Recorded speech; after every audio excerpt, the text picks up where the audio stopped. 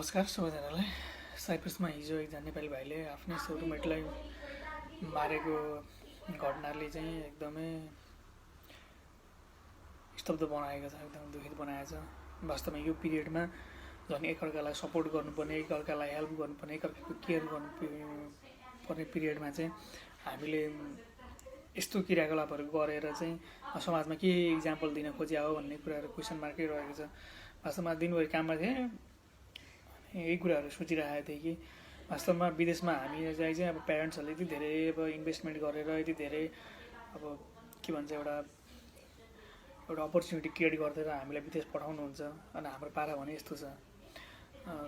वास्तवमा विदेशमा आइसकेपछि के एउटा कुरा के हुन्छ भन्दाखेरि हामी सबभन्दा मोस्ट इम्पोर्टेन्ट कुरा भनेको डिसिप्लिनै हो। सबैभन्दा अगाडि चाहिँ self discipline is the most important thing. विदेशमा आइसकेपछि हो रमाइलो गर्नुपर्छ, कहिलेकाहीँ साथीभाइहरूसँग रमाइलो हुन्छ, गर्नुपर्छ, त्यो आफ्नो ठाउँमा छ।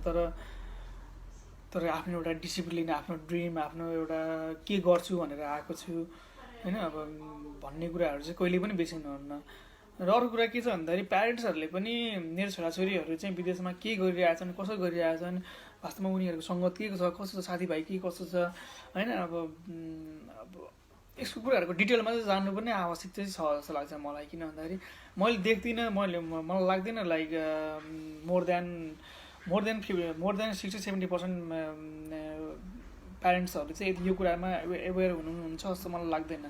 वास्तवमा प्यारेन्ट्सहरूले चाहिँ आफ्नो छोराछोरीहरूलाई चाहिँ क्लोज कम्युनिकेसनमा चाहिँ राख्नै पर्छ। त्यो भएपछि के हुन्छ भने आफ्नो के हुन्छ भन्दाखेरि केटाकेटीहरू चाहिँ अब त्यो गलत ट्र्याकमा जाने होइन अब अथवा साइकोलोजिकल प्रब्लमहरू छ भने अब त्यो कुराहरू सेयर गर्छन्। अनि त्यो के हुन्छ अलिकति एउटा क्लोज कम्युनिकेसन भइसकेपछि के हुन्छ भने केटाकेटीहरू एउटा राम्रो ट्र्याकमा चाहिँ हिँडिराख्ने हुन्छन् है। अनि अर्को कुरा के छ भन्दाखेरि अब नेपालको एउटा अहिलेको नराम्रो ट्रेन्ड के छ भन्दाखेरि सबैजनाले चाहिँ विदेशै गएर पढ्नुपर्ने, विदेशमा मात्रै क्यारियर बन्छ अथवा विदेशमा मात्रै फ्युचर बन्छ भन्ने एउटा जुन एउटा स्टेरियोटाइप छ, जुन नेगेटिभ एउटा थिङ्किङ छ, वास्तवमा यो एकदम गलत कुरा, एकदमै यो चाहिँ चेन्ज हुनुपर्ने आवश्यक छ। जस्तै अब म तपाईँलाई म आफै पनि त्यो एउटा इक्जाम्पल हो कि किन भन्दाखेरि हिजोको दिनमा म पनि त्यही सोच्थेँ। म पनि कसैले लाइक नेपालमा केही भविष्य छैन होइन अब लाइक अब नेपालमा अब डेफिनेटली करप्सन छ यति धेरै है, अब अपर्च्युनिटी चाहिँ लिमिटेड छ। तर त्यतिखेर अब नेपालमा हुँदाखेरि मैले पनि केही भविष्य देखिनँ। विदेशै गएपछि मात्र सबै कुराको सल्युसन विदेशै मात्र हो भन्ने जस्तो लाग्थ्यो। अब मैले पनि अब दुनियाँ ऋणपान गरेर म पनि अब साइप्रस छिरेँ होइन। तर अहिले फर्केर हेर्दाखेरि it was a wrong decision जस्तो लाग्छ कि किन भन्दाखेरि विदेशमा हामी आउँछौँ एउटा कुरा एचिभ गर्छौँ, तर हामीले 10वटा कुराहरू नेपालमा चाहिँ हामीले चाहिँ मिस गरिराखेका हुन्छौँ कि। अब त्यो प्यारेन्ट्सहरूले चाहिँ अब नेपाल स्पेसली नेपालको चाहिँ अहिलेको जुन अब अहिलेसम्म जे भयो जस्तो भयो आफ्नो ठाउँमा छ। तर अबको दिनहरूमा चाहिँ प्यारेन्ट्सहरूले चाहिँ एकदमै ध्यान दिनुपर्ने कुराहरू चाहिँ म देख्छु। किन भन्दाखेरि छोराछोरीलाई विदेश पठाउने त ठिक छ, ल विदेश पढ्न पठाउने ठिक छ, इट्स ओके। तर विदेशमा गइसकेपछि होइन अब लाइक कसरी त्यहाँनिर चाहिँ अब मान्छे सेटल हुन्छ, कसरी तपाईँको अब किनभने विदेश जानु मात्रै ठुलो कुरा भएन। जस्तै साइप्रसको के छ भने साइप्रसमा आएपछि आउनु भिजा लाग्यो, प्लेन चढ्यो, ल्यान्ड भयो, that is a first step है। त्यस पछाडि यहाँ भनेको it's a totally different world है। किनभने यहाँ आइसकेपछि अब ल्याङ्ग्वेज फरक छ होइन, लाइक कम्युनिटी डिफ्रेन्ट छ। यहाँनिर कसैलाई वास्तै गर्दैन, कसैलाई नै गर्दैन। यहाँ सबैजना मान्छेहरू एकदमै आफ्नो मात्रै माइन्ड ओन बिजनेस टाइपको एटिच्युड भएको मान्छेहरू छ। यहाँ आइसकेपछि तपाईँको कस्तो भने अब जतिसम्म पैसा छ एभ्रिथिङ इज फाइन, जब पैसा छैन like nobody is going to help you. किनभने अब यहाँनिर अब एक गिलास पानी पनि 50 सेन्ट नभइकन खान पाएन होइन भने चाहिँ यहाँ कसैले ल मलाई पानी प्यास लाग्यो भनेर कसैले अब ल मलाई 1 बोतल पानी भनेर कसैले दिनेवाला छैन यहाँनिर। अब एकदमै अब कस्टमरहरूले प्यारेन्ट्सहरूले चाहिँ एकदमै ध्यान दिनुपर्ने कुरा के छ भन्दाखेरि उहाँ गइसके पछाडि कसरी त्यहाँनिर चाहिँ अब त्यो मान्छे स्ट्यान्ड आउट हुन्छ भन्ने कुरा चाहिँ ध्यान दिनुपर्ने कुराहरू छ। किनभने सुरुको पिरियडमा 1-2 महिना त ल ठिकै छ, नेपालबाट ल्याएको पैसाले चाहिँ सर्भाइभ गर्छ। तर त्यस पछाडिको दिनहरू एकदमै गाह्रो छ। कोही मान्छेहरू एकदमै विक मेन्टालिटी भएको मान्छेहरू त सुसाइड गर्छ। लास्ट इयर एकजना भाइले त्यस्तै गर्यो। हसनहरूले अब नेपालमा चाहिँ लोनहरू धेरै थियो होइन। अब विदेशमा आइसकेपछि विदेश आउने बित्तिकै पैसा चाहिँ अब बोटमा फरेर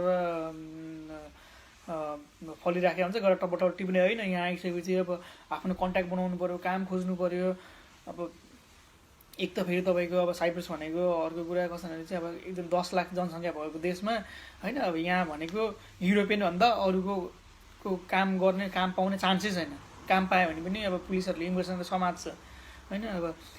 अब यो कुराहरू कहिले कसैले पनि बुझ्दैन क्या। के छ भिजा सजिलै भिजा लाग्छ, चल भाइ साइप्रस आयो। साइप्रस आएपछि 1-1.5 महिनामा नेपालबाट ल्याक पेया सकिन्छ। सके पछाडि यति धेरै प्रब्लमहरू देखिन्छ। त्यस पछाडि यति धेरै प्रब्लम छ स्पेसली अहिलेको पिरियडमा, किनभने यति धेरै नेपालीहरू साइप्रस आउनु भएको छ। भाइ बहिनीहरू 4-5 हजार नेपाली स्टुडेन्टहरू साइप्रसमा आएको छन्। साइप्रसको गभर्मेन्टलाई त मतलब छैन, टन्न पैसा पाउँछ कलेजले, टन्न एउटा स्टुडेन्ट आयो भने 3-4 हजार युरो कलेजले पाउँछ। कलेजले त मतलबको कुरै भएन। 100 जना स्टुडेन्ट आयो भने चाहिँ 3-4 लाख युरो पायो। सो तर यहाँनिर एकदमै यहाँ आइसकेपछि समस्याहरू धेरै छन् होइन। जस प्यारेन्ट्सहरूले पनि एकदमै ध्यान दिनुपर्ने कुराहरू छ। छोराछोरीलाई विदेश पठाउने किन होइन। तपाईँको विदेशमा आइसकेपछि साइप्रसको अरू देशको त भन्न सक्दैन, साइप्रसको केसमा तपाईँको लेस देन 20% मात्रै ग्रेजुएट हुन्छ। 80% कहाँ गयो त? कहाँ गयो? त्यसमध्ये 1-2% मान्छेहरू अब नेपालबाट पैसा मगाएर युरोपियन पेपर म्यारिज गरेर यताउता लाखाबाखा लाग्छन्। तपाईँको त्यसमध्ये मेजोरिटी मान्छेहरू भनेको यहाँ आइसकेपछि अब नराम्रो सङ्गत भएर अल्कोहलिक र यताउता हुने हुन्छ। किनभने यहाँ तपाईँको फ्री अल्कोहल होइन, लाइक बाटोमा मजाले उस्के तान्दै हिँड्न मिल्छ। भने चाहिँ यो कुराहरू एकदमै ध्यान दिनुपर्ने कुराहरू छ। 80% मान्छेहरूको चाहिँ अब के भयो, क्यारियर त मिजरेबल नै भयो।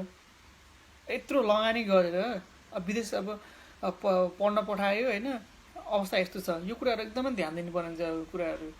किन भन्दाखेरि बरु नेपालमै होइन 2000 रुपियाँ तिरेर एउटा बरु टिभी कुनै कलेजमा पढेर नेपालमै अलिकति यताउता गरेर भने आई थिङ्क त्यसले जित्छ होला जस्तो लाग्छ कि। एनिवे के भन्छु भन्दाखेरि सम्पूर्ण प्यारेन्ट्सहरू, सम्पूर्ण भाइ बहिनीहरू एकदमै ध्यान दिनुहोस् होइन। अलिकति स्पेसली अबको 1-2 महिनामा यति धेरै प्रब्लमहरू देखिन्छ यहाँनिर। अब ट्राई गर्नुहोस् होइन, लाइक के गर्नको लागि अब ट्राई गर्नुहोस् होइन। अब अदरवाइज ठिकै छ, के भयो त अन्त wrap your things and let's go back होइन। त्यसो गर्न पनि सकिन्छ नि त। Anyway thank you.